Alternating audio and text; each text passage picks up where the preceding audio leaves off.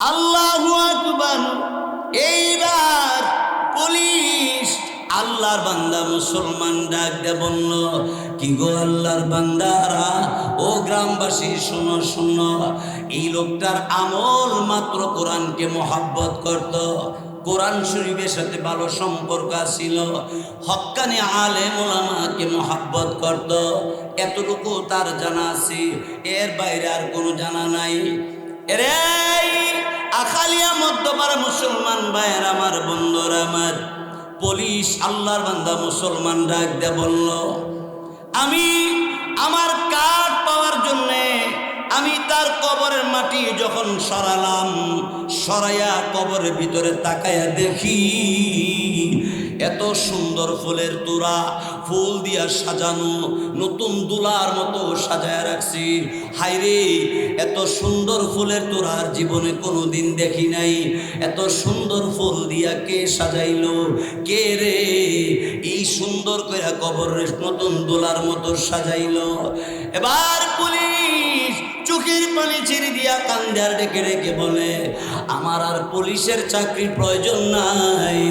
ওই কবর যেখান থেকে আসে না কোনো খবর, এই কবরে আমি কোরআনের খাদেম হইয়া যাইতে চাই।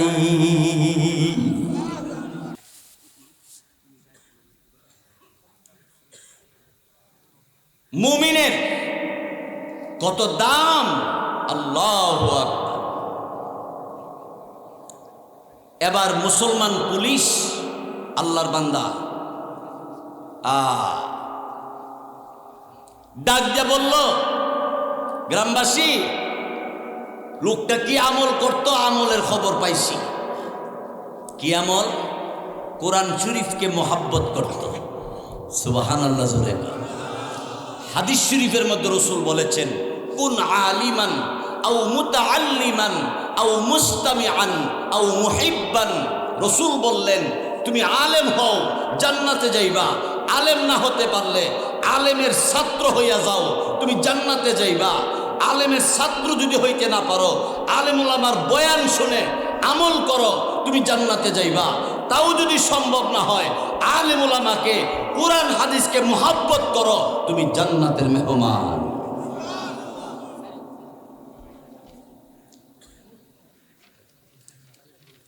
আমার ভাইয়ের, তারপরে আল্লাহু আকবার। এইবার পুলিশ আল্লাহর বান্দা মুসলমান ডাক দিয়ে বলল, কি গো আল্লাহর বান্দারা, ও গ্রামবাসী শোনো শোনো, এই লোকটার আমল মাত্র কোরআনকে মহব্বত করত, কোরআন শরীফের সাথে ভালো সম্পর্ক ছিল, হক্কানি আলেম ওলামাকে মহব্বত করত, এতটুকু তার জানা আছে, এর বাইরে আর কোনো জানা নাই। এরে আখালিয়া মধ্যপাড়া মুসলমান ভাইয়ের আমার, বন্ধুরা আমার, পুলিশ আল্লাহর বান্দা মুসলমান ডাক দিয়ে বলল, আমি আমার কাঠ পাওয়ার জন্যে আমি তার কবরের মাটি যখন সরালাম, সরাইয়া কবরের ভিতরে তাকায়া দেখি এত সুন্দর ফুলের তোড়া, ফুল দিয়া সাজানো, নতুন দুলার মতো সাজায় রাখছি। হায়রে, এত সুন্দর ফুলের তোড়ার জীবনে কোনোদিন দেখি নাই। এত সুন্দর ফুল দিয়া কে সাজাইলো, কে রে এই সুন্দর করে কবরের নতুন দোলার মতো সাজাইলো? এবার পুলিশ চোখের পানি ছেড়ে দিয়া কান্দার ডেকে ডেকে বলে, আমার আর পুলিশের চাকরির প্রয়োজন নাই। ওই কবর যেখান থেকে আসে না কোনো খবর, এই কবরে আমি কোরআনের খাদেম হইয়া যাইতে চাই।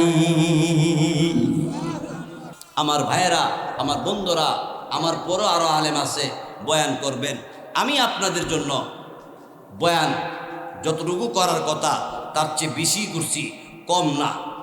অনেক লম্বা করে বয়ান করে ফেলছি, আর 5 মিনিট বয়ান করব, এরপরে আমার কাজ শেষ। এরপর হুজুরে বয়ান করবে, দোয়া করবে আমার পক্ষ থেকে। আর আরেকটা কথা শেষ করি, সেটা হলো আল্লাহ রাব্বুল আলামিন বলেন, মুমিনের 3 নম্বর গুণ হইল ওয়া আলা রাব্বিহিম ইয়াতাওয়াক্কালুন।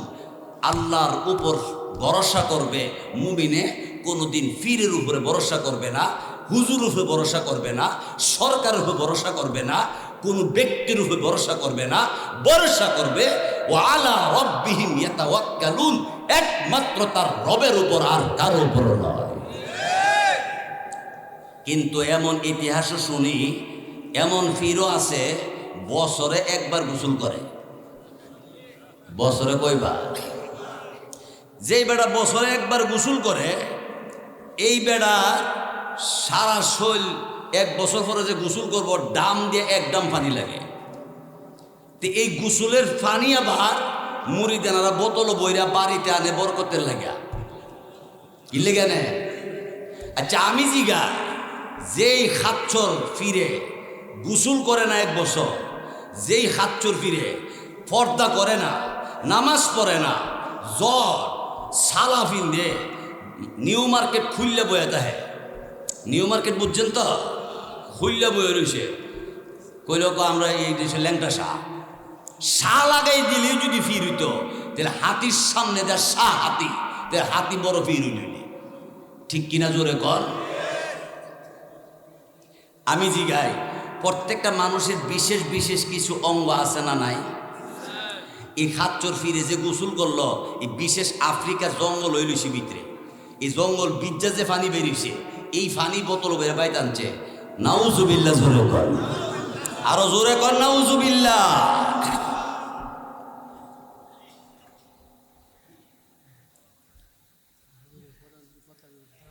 আমার ভাইয়েরা, আমার বাকি কথাটা শেষ করে দেই, শুনেন। এই যে আমাদের পিছনে কবর, এই কবরের ব্যাপারে রাসূল হাদিস শরীফের মধ্যে বলেছেন, ক্বালান নাবিয়্যু সাল্লাল্লাহু আলাইহি ওয়াসাল্লাম আল কবরু রাউযাতুম মিন রিয়াজিল জান্নাহ আও হুফরাতুম মিন হুফারিন নার। রাসূল বলেন, কবর কারোর জন্য জান্নাতের বাগান হবে, আর কারোর জন্য জান্নাতের ফুলের বাগান হবে, আর কাহারও জন্য কবর জাহান্নামের আগুনের গর্ত হবে। কারোর জন্য জাহান্নামের আগুনের গর্ত, আর কারোর জন্য জান্নাতের বাগান হবে কবর। এই কবরের মধ্যে একদিন আমাকে আপনাকে আসতেই হবে, ঠিক কিনা জোরে কর। আমার মেয়ের রাহমাতুল লিল আলামিন, আমার আপনার নবী, আখিরি জামানা নবী, চোখের পানি ছেড়ে ছেড়ে নবীজি কান্দেন। সাহাবাই কারাম জিজ্ঞাসা করলেন, ইয়া রাসূলুল্লাহ, কেন কান্দেন আপনি? আল্লাহর নবীকে ডাক দিয়ে বললেন, ও সাহাবীরা, আমি কেন কান্দি জানোনি? কবর মতো ভয়ঙ্কর জায়গা আর আমি দেখি নাই। এই কবরের ভিতরে যদি বেঈমান হালাতে মারা যায়, কবরের অবস্থা এত ভয়াবহ, কবরের এক পাশের মাটি অপর পাশে এমন জোরে চাপ মারবে, কবরের চাপে হাড্ডি একটার ভিতর আর একটা ঢুকে যাবে, চিৎকার করে ডাক দিবে, পৃথিবীর কে আছো, বাঁচাও না। তার ডাকের আওয়াজ কেউ শুনবে না, কেউ আওয়াজ শুনবে না, কেউ ডাকের জবাব দিবে না। ওই কবরের ভিতরে আজকে আমরা যারা উপস্থিত হয়েছি, কোন দিন যাব তার কোনো ঠিকানা আছে? তারিখ জানা আসেনি, তারিখ জানা নাই। যদি তারিখ জানা থাকতো, মানুষ আরো বেশি গুনাহ করত, ঠিক কিনা জোরে কন। অনেকের প্রশ্ন করে, আমরা বক্তা মানুষ তো, প্রশ্ন করে মারা জোজামু জামু হইতে ডেটটা আপনার ফিজের মধ্যে অত কপালে কোনার মধ্যে লিখে দিত, অত তারিখে তোমার মরণ, যে 2035 সালে তোমার মরণ। তাহলে হেরে রাস্তার মাঝখানে খাড়া করে দিলইলে হেরে সরাইতে পারলেন নইলে টাকাইতেছে, টাকে পিপি পিপি হে শর্ত না, এ জানে হের মরণ 35 সালে। টাক আমার উপরে গেল, আমি মরতাম না। দুঃখ তো পাইব, এ দুঃখ পাইলে টাকা হলো জরিমানা তো অন্য তো না। কি একটা যন্ত্রণা হইল, গেল হইল একটা, আর একটা হইল নামাজ রোজা আল্লাহর ডাক আল্লাহর বই একবারে বাদ করে দিল হইলে কেরে, যে 35 সাল আইব তওবা কইরা এক হেদিনই একবারে সব সাফ করে যাবো। ঠিক না? আর এখন যেহেতু জানা নাই, রাস্তাটা আটতাছে আর কানো মোবাইল লাগায় রাখছে, সিএনজি টিটি টিট শুনছে না, হরেন আরেকটা দেওয়ার পর্যন্ত পাইছে হুমাই হু করে কাইপে এক সাইডে হয়ে গেছে গা পইরে ওই কোদাল কাটার হুজুর রে গিয়া কইছে হুজুর আমনে সহ আরো 4 জন হুজুরে লইয়া 5 জনে গিয়ে দোয়া করবেন আমার বাড়িতে। কো কে রে? কো আমি গেছিলাম গা। ও কই গেছিলেন গা? কো সিএনজি তলে ফুইরি গেছিলাম গা। বাইক গে বউরও গেছে তাড়াতাড়ি মশলা করো, ব্লেন্ডার দিয়ে তাড়াতাড়ি করো, হুজুর দাওয়াত দিয়ে মরছি। যদি জানা থাকতো সিএনজি ফু দিলে কি লোক, তুই ফু দিতে থাক, আমি লড়তাম না। ঠিক কিনা জোরে কর। এই জন্য আমার ভাইয়েরা, বন্ধুরা, মা, মুমিন মুসলমান যিনি হবে তার মধ্যে 5টা গুণ থাকবে। প্রথম গুণের নাম বলেছিলাম, একমাত্র আল্লাহকে ভয় করবে, আল্লাহর ভয়ে তার অন্তরটা কাঁপবে। 2 নম্বর হলো কোরআন শরীফের তেলাওয়াত, কোরআন শরীফের আলোচনা শুনলে তার ইমানের পাওয়ার বাড়বে।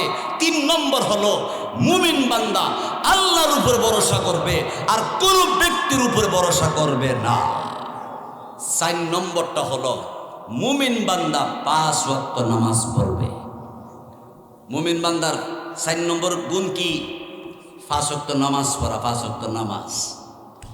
এখানে আমরা যারা আইসি এশারে নামাজটা যারা পড়ি নাই, আল্লাহর রাস্তে অনুরোধ করে বলবো উজুটা বানাইয়া নামাজটা পড়া তারপর ঘুমাইবে।